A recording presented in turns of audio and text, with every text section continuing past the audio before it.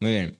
Estamos en la porción de Juan 3, 16 al 18. No sé si se acuerdan que la edición pasada habíamos dicho que íbamos a regresar a estos tres versículos con la intención de hablar un poquito más de estos tres como en conjunto, separándolos un poquito, pero recuerden que es la misma línea de pensamiento de Juan.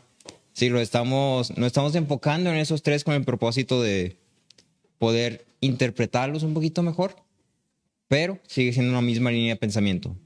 Entonces, si me acompañan ahí a Juan 3, 16 al 18, y si alguien gusta ayudarme a leerlos, 16 al 18.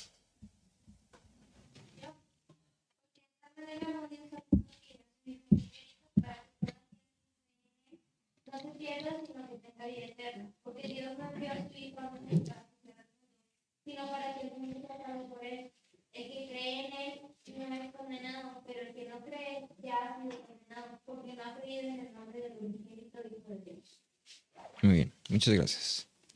Entonces, esos tres versículos, como ya se había mencionado previamente, el versículo 16 de Juan 3 generalmente son los versículos que todo el mundo sabe, ¿sí? Y es un versículo muy conocido y es bueno que sea muy conocido. De cierta forma, expresa el mensaje del Evangelio a un grado general, si lo quieres ver así. Pero realmente el mensaje completo está cuando junta estos tres versículos, el 16 al 18. ¿Sí? Entonces, como lo hemos visto en la sesión pasada, estos tres versículos reflejan el versículo 16, es el modo en el cual Dios brinda salvación a la humanidad. El segundo versículo, el 17, te refleja la intención de por qué Dios decidió traer salvación a la humanidad. Y el versículo 18 te explica el estado del hombre, que es totalmente caído. Entonces vamos a enfocarnos en esas tres ideas. La primera siendo cómo, la segunda siendo por qué, y la tercera siendo cómo estabas tú, ¿sí? O cómo estábamos nosotros más bien. Me gustaría iniciar con un pequeño prefacio, nada más como aclarando algunas ideas que van a estar aquí presentes. No sé si tuvieran oportunidad de escuchar la compartición del pastor Aarón de Juan, era 1:11, si no me equivoco, 4 al 11, 9 al 11. No sé si me pudieran ayudar recordándome a qué se refería la palabra mundo cuando Juan lo utiliza. Mundo, la gente, el mundo caído. El mundo caído, ajá. Los que no eran creyentes. Los no creyentes.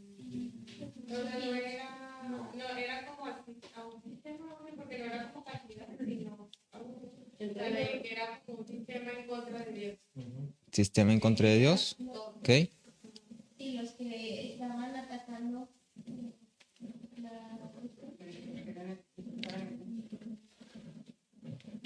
Vamos a entenderlo como en oposición a Dios. ¿Sí? Los que estaban en oposición a Dios eran parte del mundo, ¿sí? Por decirlo de una forma. Cuando Juan utiliza la palabra mundo, tiene dos ideas que está buscando expresar. La primera es esta, más o menos como comenta, está finalmente hablando de las personas que están apartadas de Dios. ¿Sí? Y la segunda es literalmente. Si habla del mundo literalmente en el sentido de que, recuerda que para este punto estamos hablando con judíos. Los judíos tenían esta idea de que los que iban a ser salvos eran ellos, sí, los judíos. Entonces, cuando llega Jesús y le dice, de tal manera amó Dios al mundo, lo que está diciendo es para todos. ¿Sí? No está diciendo nada más para ti judío, sino está diciendo ahora esto está disponible para todo el mundo. ¿Sí? Entonces, cuando lo usa aquí, se entiende como de esa forma. La siguiente cosa que me gustaría como dejar así es qué es o la procedencia del amor. Entonces, como personas, nosotros seres humanos tenemos una cierta idea de que del amor que puede estar errado, que creo que ya se ha hablado muchas veces. Hay una cierta tendencia de amar a las personas buscando una razón por la cual amar a las personas. Si queremos buscar una justificación para amar a alguien, ¿sí? Es decir, yo amo a esta persona por X cosa, o es que esta persona es así, entonces pues es fácil de amar. Pero si tú no tienes ninguna justificación o razón de amar a alguien, realmente amar es algo difícil, casi imposible en nuestros términos humanos. Entonces, cuando estamos en la vida cristiana, reconocemos que el amor no es algo que produzcamos por nosotros mismos. Es el amor de Dios que nos permite amar a los demás y que los demás nos amen a nosotros, pese a las dificultades que esto pueda traer consigo. Pero la pregunta se presenta: ¿de dónde se origina el amor de Dios al mundo? Si mi amor por los demás se origina de Dios, ¿de dónde se origina el amor de Dios hacia el mundo? Si realmente no es como que hay otro Dios que origine ese amor. Y la respuesta, como supongo que lo puedes como deducir más o menos, se origina de Dios mismo. El amor de Dios nace de Dios mismo porque Dios es amor. Sí, es la naturaleza de Dios amar. Entonces, ¿por qué Dios amó el mundo? Porque Dios es amor. Sí, porque está en su naturaleza amar, porque es parte de su carácter, es parte de quién es Él, el amar. Sí, entonces era un mundo que podía ser amado y naturalmente Él decidió amarlo. No fue amor por oficio, no fue amor por algo que hubiera justificado para que el mundo fuera amado, sino que fue amor que nació de Dios mismo y que se originó totalmente en Dios mismo y fue manifestado a nosotros. Entonces, Dios amó y Dios ama porque Dios es amor. ¿Sí? Entonces vamos al versículo 16.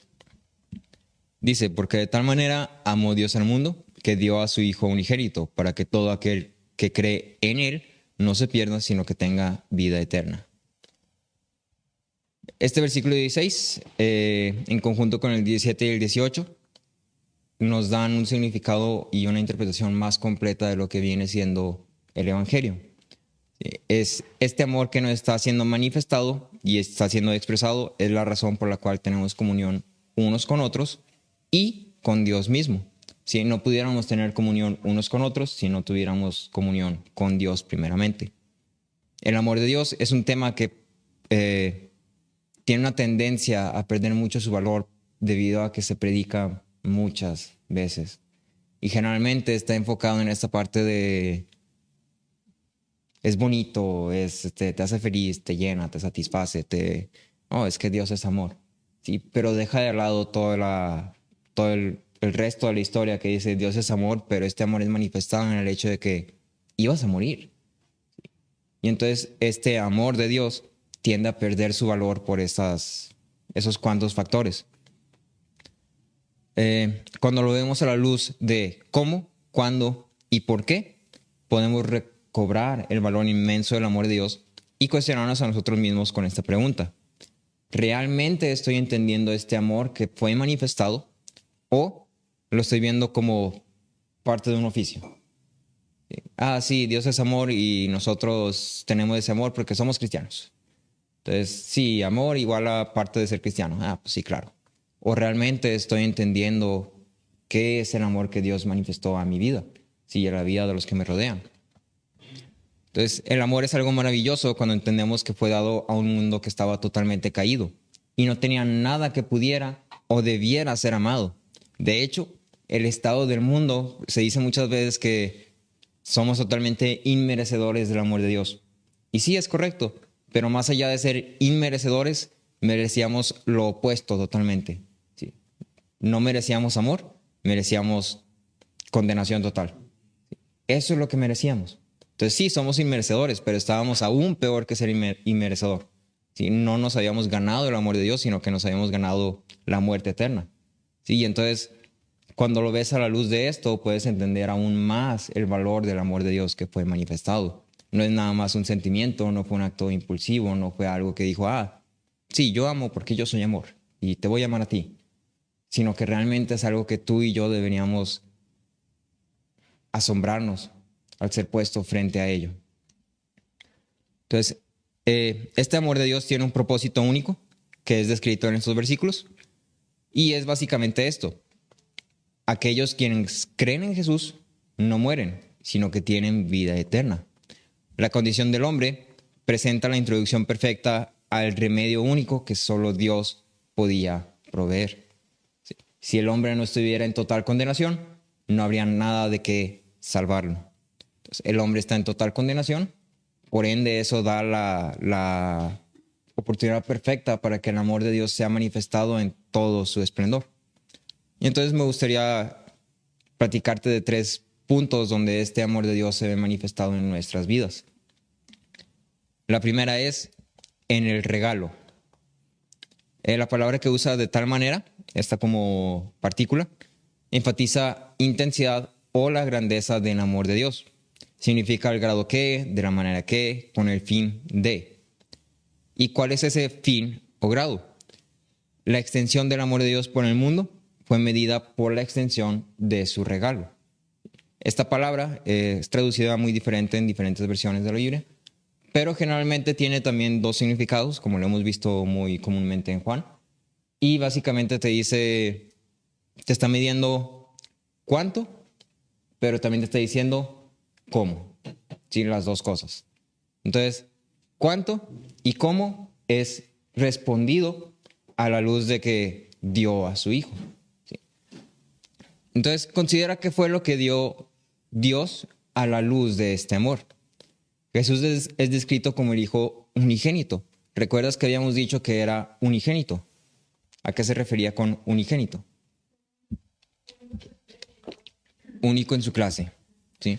Cuando decimos Cristo el Hijo unigénito, significa único en su clase. No había otro igual ni que se le pudiera acercar a Jesús. Sí, literalmente era único. ¿Sí? Y no hay otro igual. Jesús era el Hijo de Dios. Jesús era Dios mismo.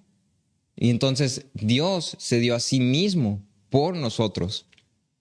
Y si lo consideras así es, ¿qué más puede alguien dar que a sí mismo por completo? ¿Hay más que puedas dar? Realmente no. Si te das a ti mismo por completo, ya lo diste todo lo que tienes. Y Dios se dio a sí mismo por completo por pecadores que merecían condenación. Si me acompañas a Gálatas 2:20.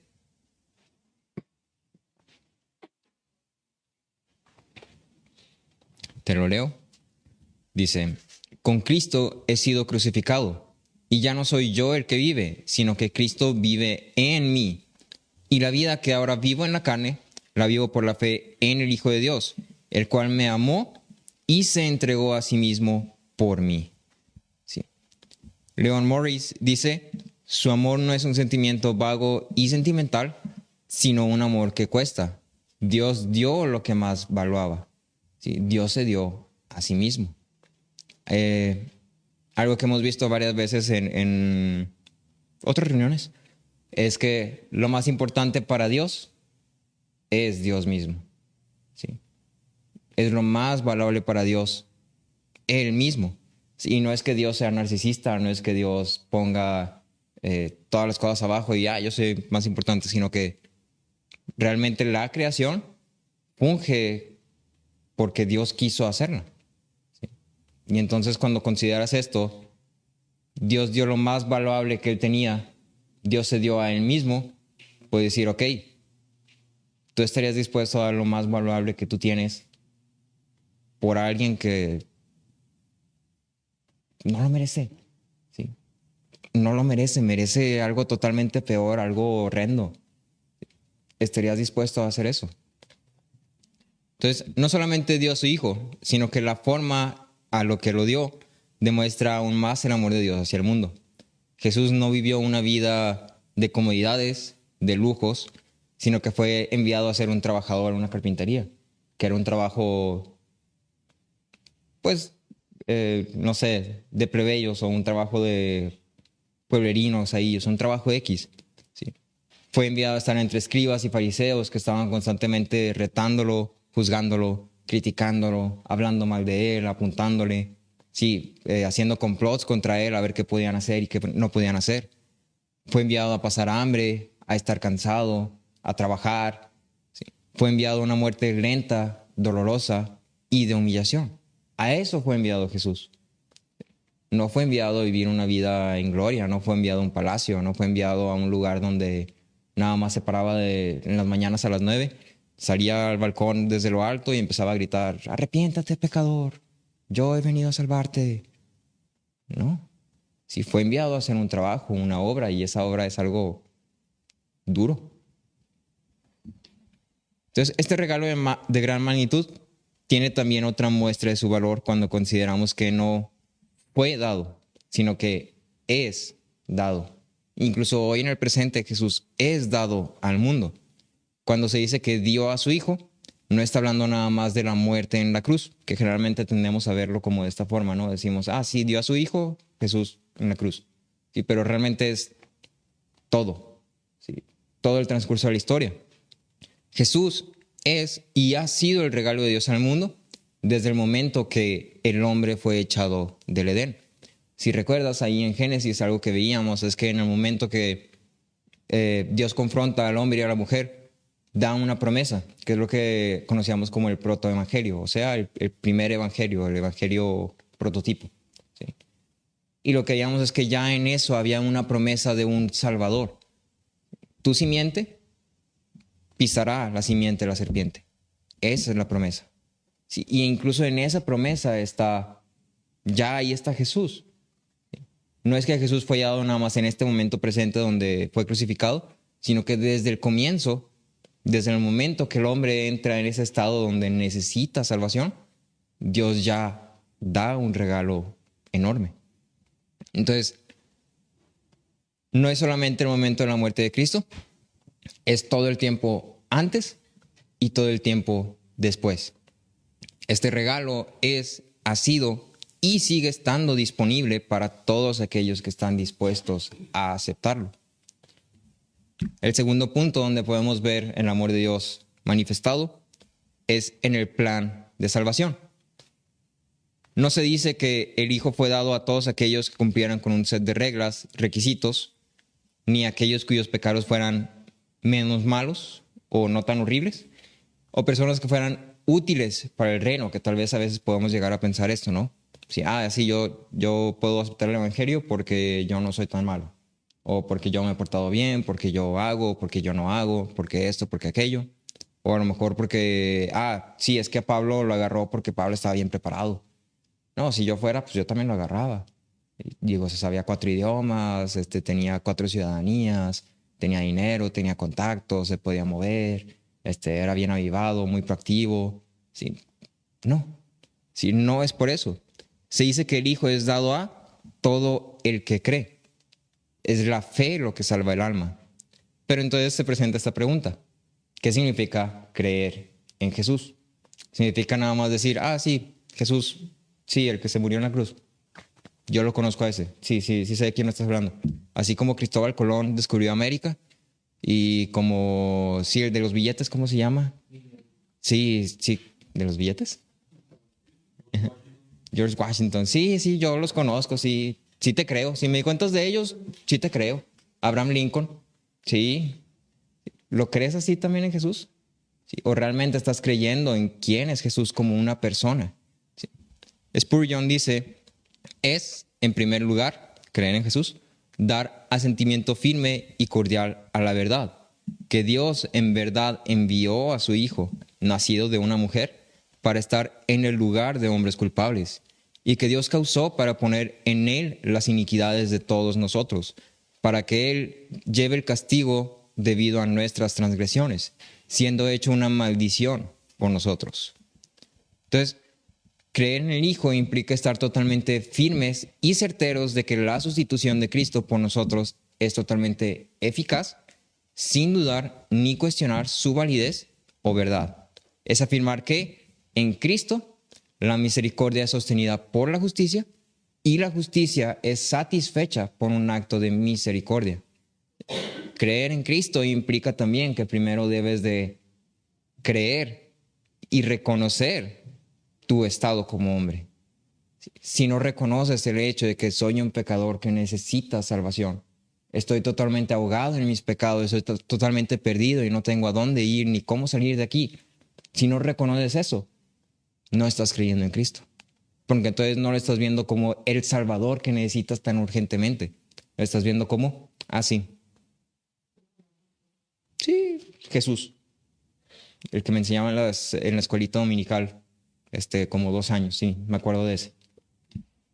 Entonces, la esencia de la fe es la dependencia total en Cristo y esta obra expiatoria. Dejemos de lado cualquier otra cosa en que poner nuestra confianza que nos distrae o nos hace perder el tiempo y pongamos nuestra confianza y dependamos totalmente de Cristo.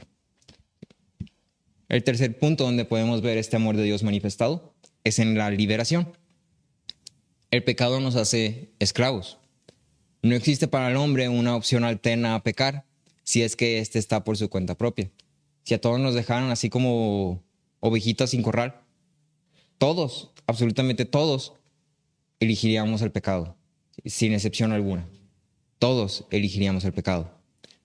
Cuando Cristo viene y revela al Padre, trae consigo o trae con esa revelación una nueva opción que el hombre puede elegir, que es creer. Es establecido que quien cree en Cristo no se pierde.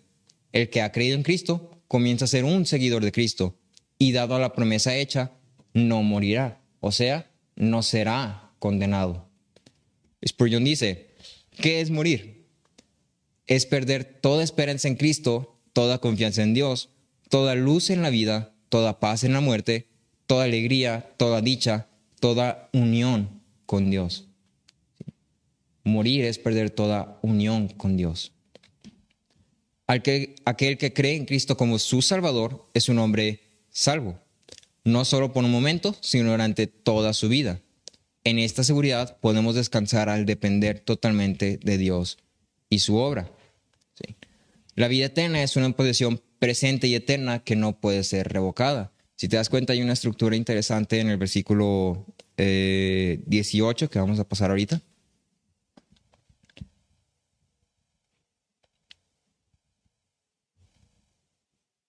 No, es en el 16 más bien. Sí. Porque dice, de tal manera amó Dios al mundo que dio a su Hijo unigénito para que todo aquel que cree en Él no se pierda, sino que tenga vida eterna. Sí.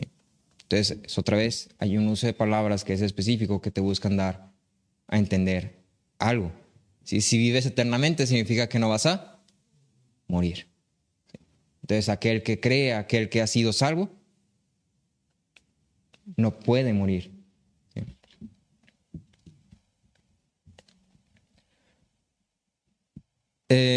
Yendo al versículo 17,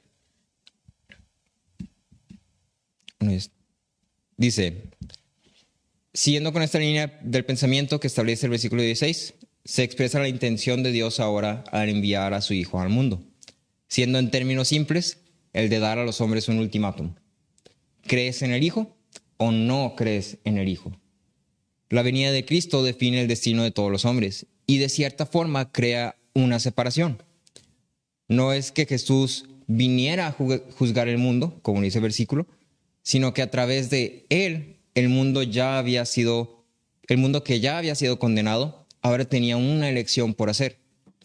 Uno no puede ser neutral en esta edición, que es lo que podemos ver hoy en día, que se cree mucho. Si uno dice, no, yo nada, ni cielo ni infierno, yo pues me muero y ya, ahí quedo. Entonces, hay solamente dos opciones. O crees o no crees. ¿Estás en luz o en tinieblas? ¿Eres salvo o estás perdido? Esta separación final solamente existe por el hecho de que hay un juicio. Entonces, la salvación y el juicio son dos temas, son dos cosas que son inseparables entre sí. Sin juicio, no hay necesidad de salvación. Sí. Sin salvación, el juicio ya está declarado. Si el juicio es condenación para todos. Entonces, la naturaleza misma de su misión redentora ordenó un resultado negativo para quienes rechazaron su oferta. Es decir, Él extendió su mano, Él dijo, te ofrezco esto. Quienes rechazaron eso, su final, su destino es condenación. Entonces, son dos caras de la moneda. Jesús no vino para traer salvación, pero el hecho mismo de la salvación para todos los que creen implica el juicio sobre todos los que no creen. ¿Sí? Hay una separación. Los que creen son salvos, los que no creen, por ende, son condenados. El ministerio de Jesús en la tierra y su obra en la cruz tenía como propósito proveer al hombre una forma de ser salvo. Pero con este camino a la salvación venía el juicio a todos los hombres. Entonces Jesús no vino a juzgar al mundo porque no era que el juicio fuera decretado por Jesús, sino que la obra redentora de Jesús finalmente iba a definir el juicio de cada hombre. Sí, define el juicio de cada hombre. Versículo 18 dice, el que cree en él no es condenado, pero el que no cree ya ha sido condenado, porque no ha creído en el nombre del unigénito Hijo de Dios. La palabra clave de este versículo es creer. Sí, el que cree en él, el que no cree. Cristo murió para que el mundo pudiera ser salvo por medio de él, pero hay dos implicaciones en esto. La primera es que el mundo estaba en un estado que requería salvación. Y la segunda es que la muerte de Cristo no salva automáticamente a todo el mundo. Si te das cuenta, no dice, y Cristo murió y todos fueron salvos. O Cristo murió para que todos fueran salvos. Sino que pone ahí una especificación. Dice, para que todo aquel que cree sea salvo. Entonces, ¿quiénes van a ser salvos? Los que creen. ¿Sí? Por ende, los que no creen son condenados. La muerte de Cristo trajo salvación al mundo, pero el requisito para obtener esta salvación es creer en el Hijo de Dios. Por ello, el que cree no es condenado y el que no cree ya ha sido condenado. El que cree no es condenado porque le es imputada la justificación de Jesús a su cuenta. Quiere decir que su cuenta ya ha sido saldada y por ende no hay condena, no hay consecuencia alguna para alguien que es inocente. Si se ha puesto inocencia en su cuenta. Entonces no hay nada por qué enjuiciarlo realmente.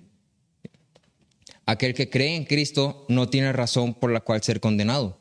Y esto es lo mismo que Pablo expresa en Romanos 8:21. Si me quieres ayudar a leerlo.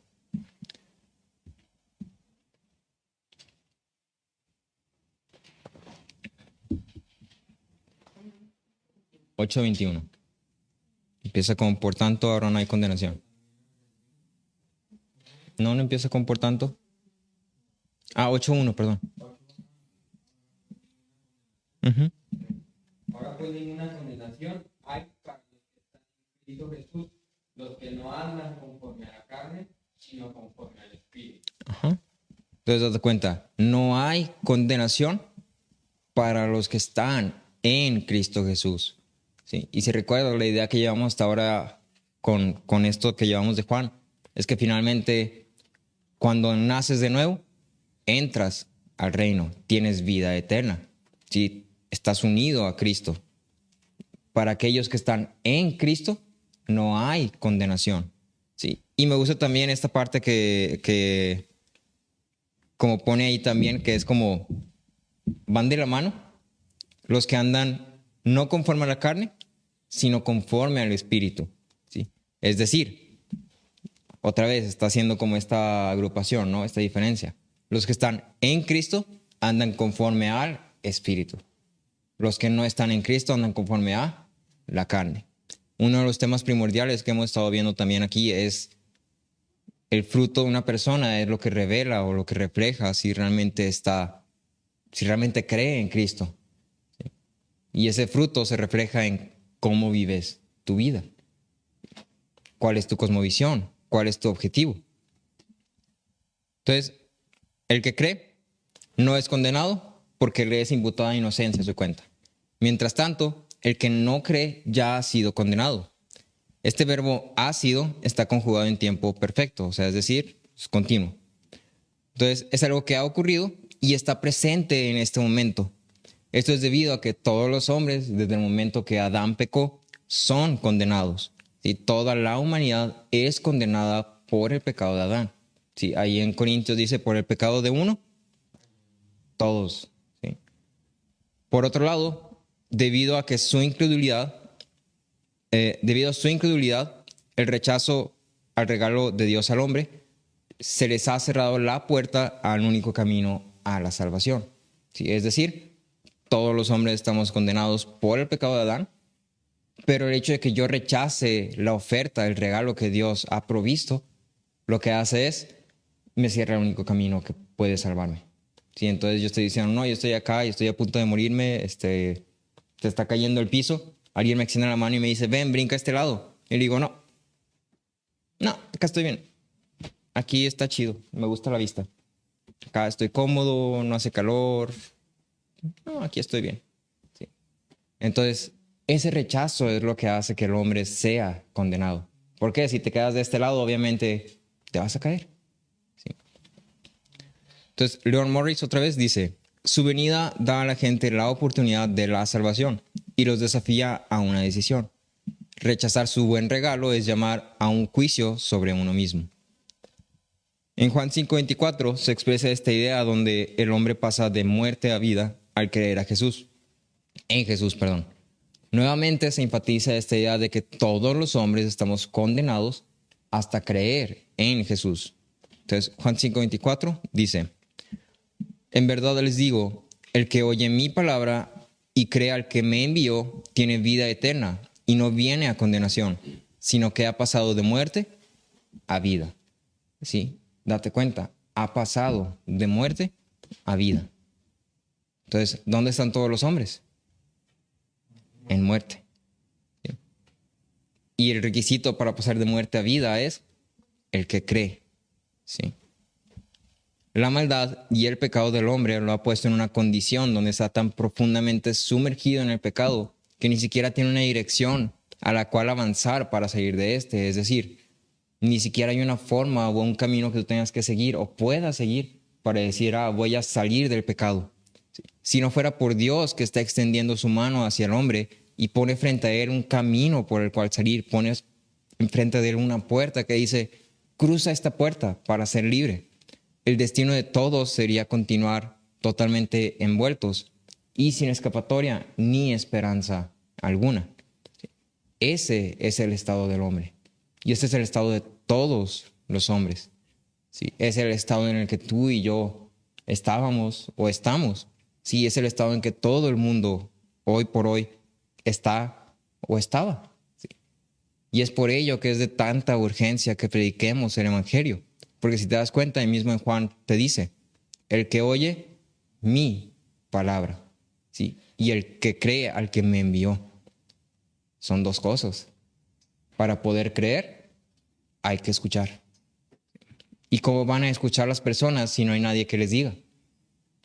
Entonces, por eso es de tanta urgencia y de tanta importancia y tan relevante el constantemente estar predicando esta palabra. Y no te estoy diciendo que te vayas acá a Timbuktu a predicar el evangelio, sino te estoy diciendo que ahí donde estás, con las personas que te rodean, con el círculo de amigos o de compañeros en tu trabajo, en tu escuela, en tu servicio, yo qué sé qué estás haciendo.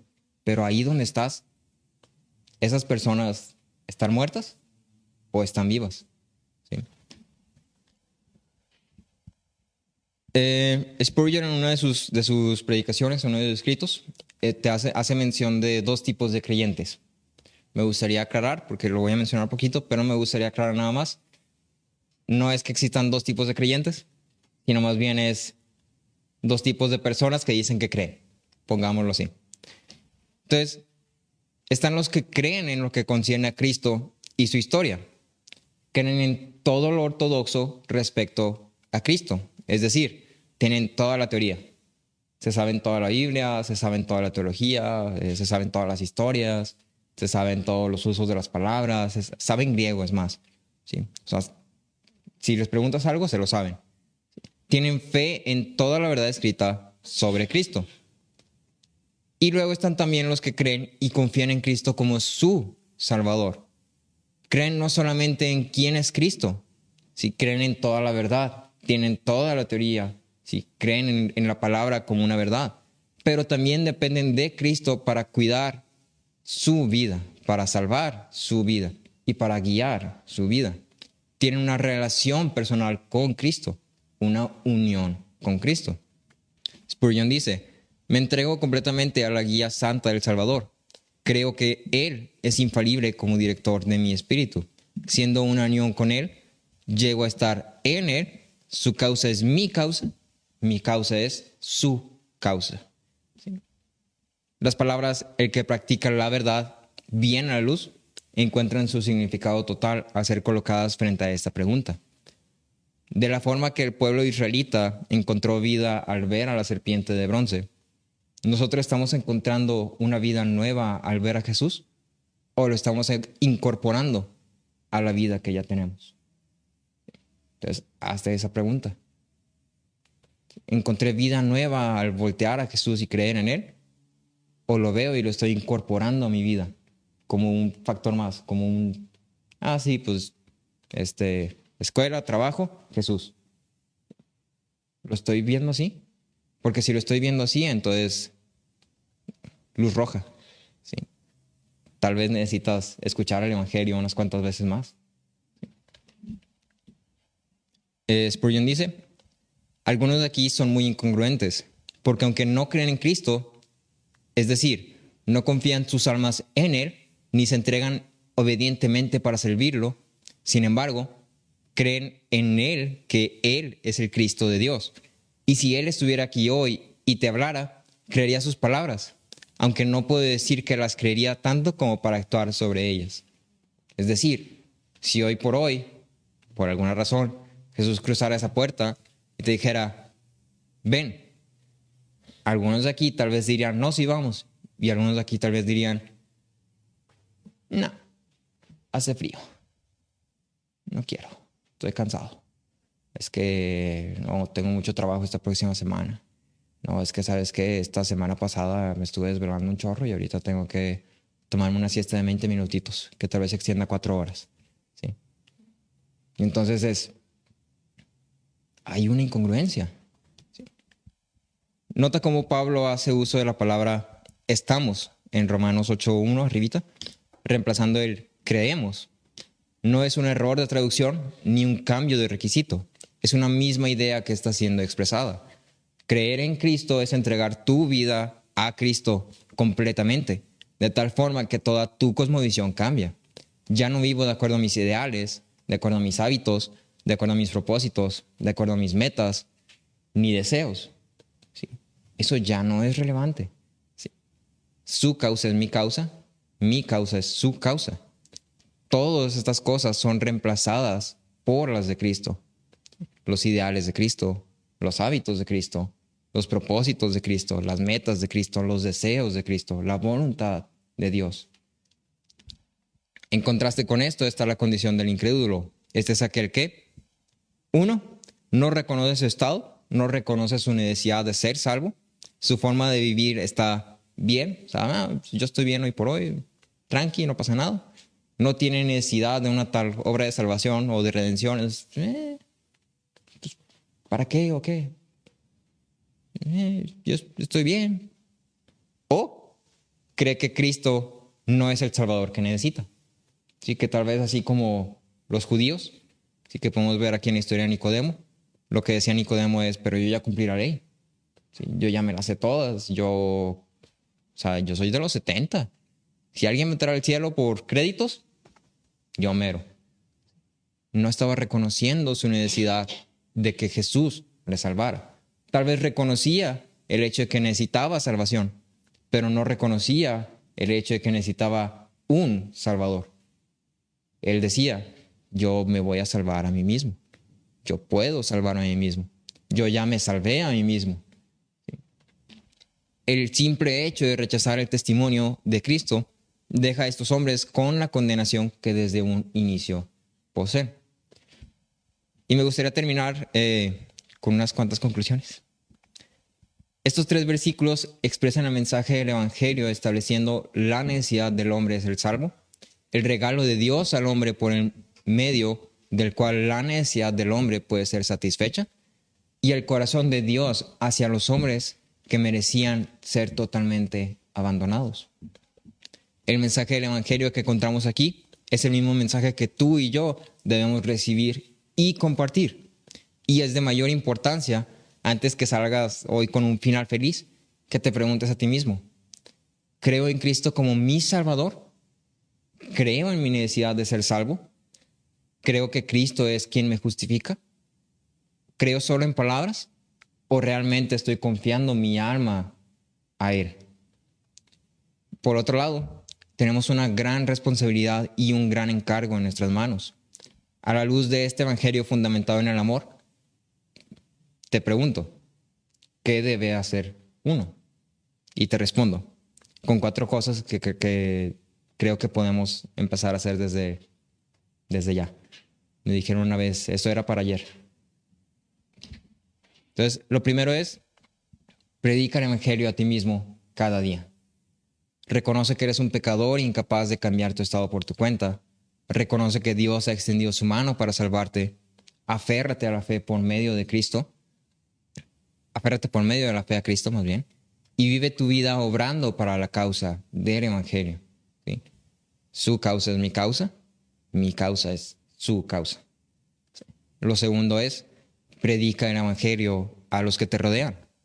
De no ser por Jesús, no tendríamos la revelación del Padre. Si recuerdan en la edición pasada, decíamos que Jesús vino y uno de sus propósitos era revelar al Padre. Si el Padre no hubiera sido revelado, nadie conocería este otro camino, o este camino a la salvación más bien. Entonces, sin la revelación del Padre, no pudiéramos ser salvos. Y este es el estado que todos los hombres a quienes el evangelio no ha llegado están. Es nuestro deber y es de mayor urgencia que este evangelio de salvación llegue a todos los que estén a nuestro alcance. Y no solamente con palabras, sino con obras, con testimonio, con nuestras vidas. ¿Sí? En Juan dice, lo que hemos visto y oído, esto es lo que vivimos y predicamos. ¿Sí? Tercero, depende de Dios. ¿Sí? Nuestras vidas, almas y cuerpo dependen totalmente de Dios. Y eso es algo en lo que debemos descansar, debemos aprender a descansar. Reconocemos también que la vida de todos los hombres dependen de Dios, no nada más la nuestra. De la forma que yo no pude revivirme a mí mismo, aún sigo sin la capacidad de revivir a alguien más. Yo no puedo revivir muertitos. No puedo. No pude ni hacerlo conmigo mismo, menos voy a poder con otra persona. Solamente Dios puede hacerlo. Es mi deber compartir el evangelio y poner todo en manos de Dios. Dios es quien hace la obra de principio a fin. Y por último, presentar mis peticiones a Él.